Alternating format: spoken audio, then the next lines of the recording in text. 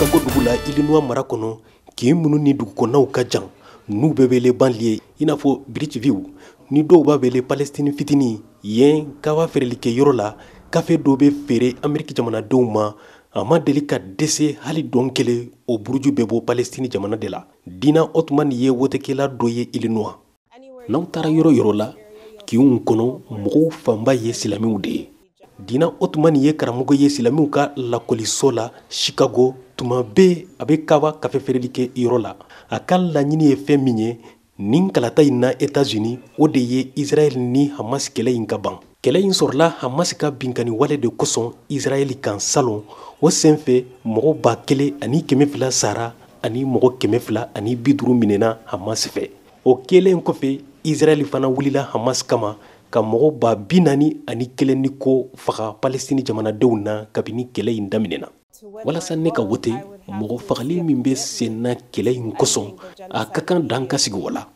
caman bɛ silamɛw la Chicago Dina Otman ka hakilina in de b'u bɛɛ la n'o ye Israël ni Hamas ka kɛlɛ in ka ban le comté de Cook dugu la Illinois mara kɔnɔ Palestine jamanadenw ka ca yen de ka tɛmɛ États-Unis yɔrɔ bɛɛ kan silamɛw minnu bɛ balo yen o hakɛ bɛ taa mɔgɔ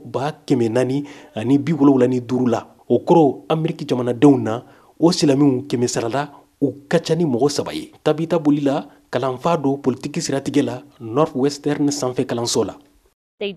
u man ca Illinois mara kɔnɔ wa u bɛ sɔn ka wote démocratiw ye Professeur Tabita bolila ko fana silamɛw jɔyɔrɔ ka bon nin kalata in na maraw dɔ kɔnɔ États-Unis Illinois mara kɔnɔ silamɛw jɔyɔrɔ ka bon kalata in na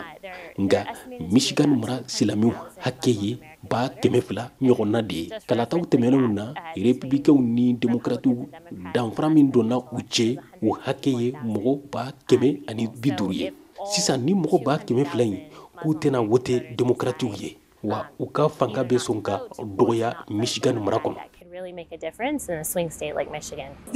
Michigankaw de bɛ mugu pɛrɛntaw kɔlɔlɔw dɔn n'u san nafolo bɔra Amerika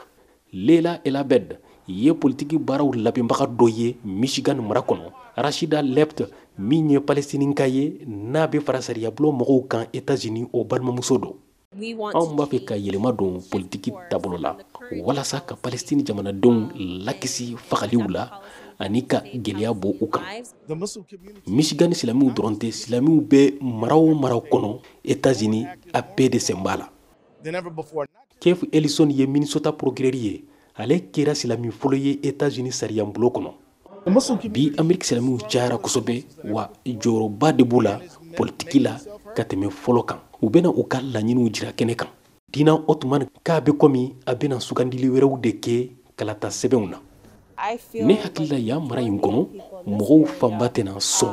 nka wote démocratiw walima républicains ye cakɛda min bɛ États-Unis silamɛw kama n'a bɛ wele Conseil des relations américano-islamiques ko silamɛw 2,000,000 ni ko y'a tɔgɔ sɛbɛn wote sɛbɛnw kan ni Ameriki jamanadenw dɔn ɲinan sa in na États-Unis kalata tariku kɔnɔ silamɛw ma deli ka nin hakɛ sɔrɔ fɔlɔ kɔlɔsiliw ye min jira